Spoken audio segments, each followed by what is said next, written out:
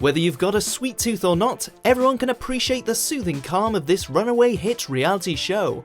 Welcome to Watch Mojo UK, and today we're counting down our picks for the top 10 Great British Bake Off moments.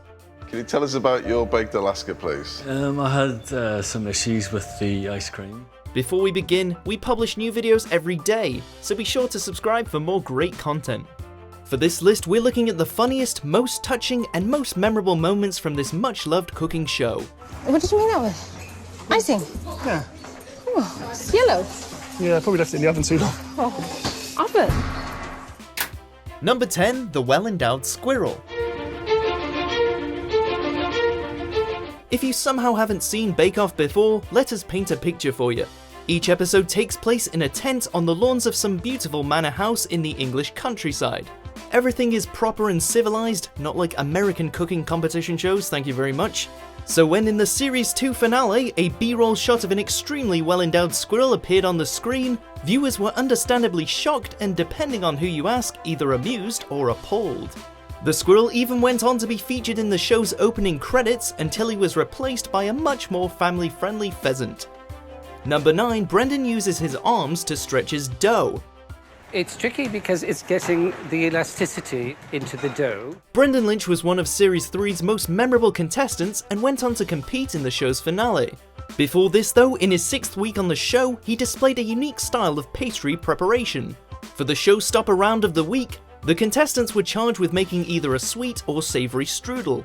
During the process of making his spinach cheese and walnut strudel, Brendan greased up his arms in order to be able to get the highest amount of stretch from his dough. The idea is that you need to oil up to here because you're going in under the pastry.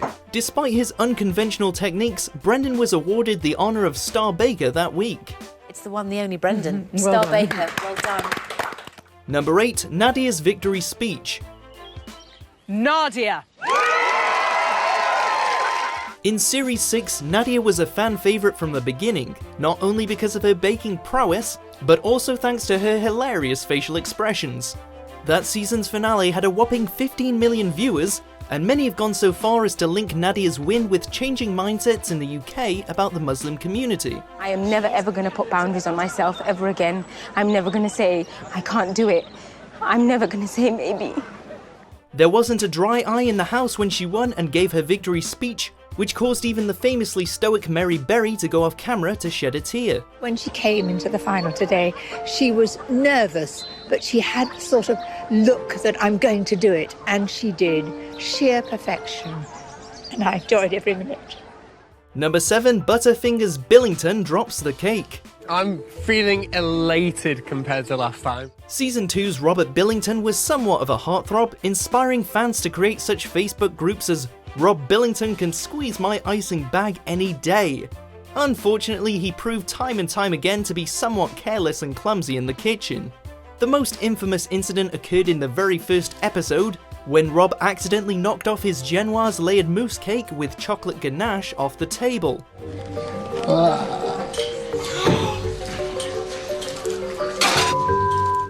He was able to show the judges one salvaged layer of the cake, which Mary Berry claimed was nonetheless her favourite of the series. Despite his frequent mishaps, Rob managed to stick around until the 5th episode of that season's competition. I'm massively relieved I'm here, just because it was such an uncertain week for me, and so I feel relieved that I've got through so that I can kind of show how good I am at other things. Number 6, Paul made an epic bread lion. You say you're going to do a lion, it's got to look like a lion and not like a dog or something like that. Each season, the bakers are challenged in a bread round, and it seems that year after year, contestants attempt to outdo those that came before them. Case in point, when in Series 6, the contestants were asked to produce 3D bread sculptures in a 5-hour period, and prison governor Paul Jagger created a truly stunning King of the Jungle themed masterpiece. That is one of the best things I've seen in bread ever. Wow. That is absolutely fantastic. Some have said that the judges failing to award Paul with the title of Star Baker that week has been the biggest injustice of the show so far. Once again, Dean. Number 5, John confuses salt for sugar. But it wasn't very clear, but I should have known. In the opening episode of the 3rd season of Bake Off, contestant John Waite made a mistake that home cooks have nightmares about. That week's technical bake was created by Judge Paul Hollywood and involved the contestants making cream-filled rum babbers. Oh, I've messed up big style here. I've put salt in with the tin rather than sugar. Instead of adding sugar to his creation, John used salt instead. Though he attempted to cut off the tops of the babbers, where the offending salt was most concentrated, it was to no avail. Paul Hollywood was visibly revolted by the bite he took. Oh, jeez. What is it, Paul?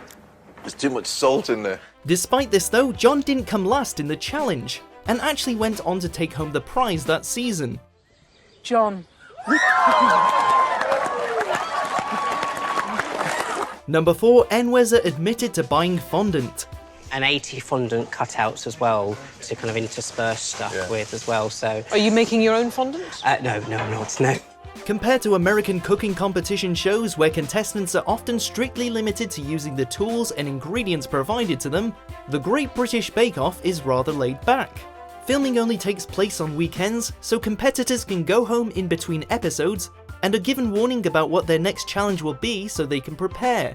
It's also common for them to bring in specialty items or ingredients from home to work with the following week. Is this fondant in Fondant, between? yes. Did you make the fondant? No, I didn't. But even this easygoing show has its limits, and when Enwezor admitted to using store-bought fondant for his space adventure moon scene, he was swiftly eliminated. The person, very sadly, who's leaving us today is Enwezor. Number 3, when Mel toppled the Biscuit Tower. Okay, is that going to stay? I am slightly concerned, I have to say. Let it go, let's see. While baking is at the forefront of this competition, designability and visual effects are important as well. This particular week's showstopper challenge was to build an over 11-inch tower out of biscuits, and frontrunner Francis had done an excellent job before Mel came around. Yep, you're okay. In one of the most catastrophic blunders in the show's history, host Mel Geiderich's movement seemingly knocked over the contestant's biscuit tower while measuring it to ensure it was the correct height. Not to worry though, Francis thankfully went on to win the Series 4 competition. Francis! Number 2, Custardgate. Where's my custard? Oh no! I'm so sorry, Howard. For a show that is comparatively low on drama, there have been several standout incidents that fans will not soon forget. One of the most memorable was Custardgate, which happened in the show's 4th season when contestant Deborah accidentally used another player's custard in her dessert instead of her own. Viewers were appalled at her cavalier attitude and rallied for the victimised Howard through this difficult time. Is it Howard's custard? Or have you just gone off-piste now and just, I don't know, gone for Rob's custard? Absolutely. Whoever's doing the best. No one's safe around you. Thankfully, Deborah was sent home that week as she failed to impress with her tropical trifle, and Howard stayed in the game for another few episodes. It's Deborah. We'll miss you both. Come on, Mel Sue sandwich, in we go. A bigger filling. Before we unveil our top pick, here are a few honourable mentions. Oh no. Has it been leaned on? When did that happen? Howard, I need to break something to you. I think that's my elbow. I think that's my elbow on your muffin. I think I've elbowed your... How can I make this right? That looks amazing. There are even cobwebs here.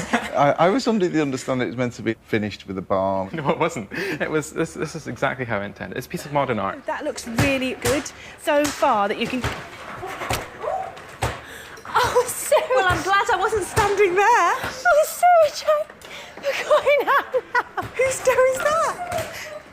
Number 1, Bingate. It's here. Sorry, Ian.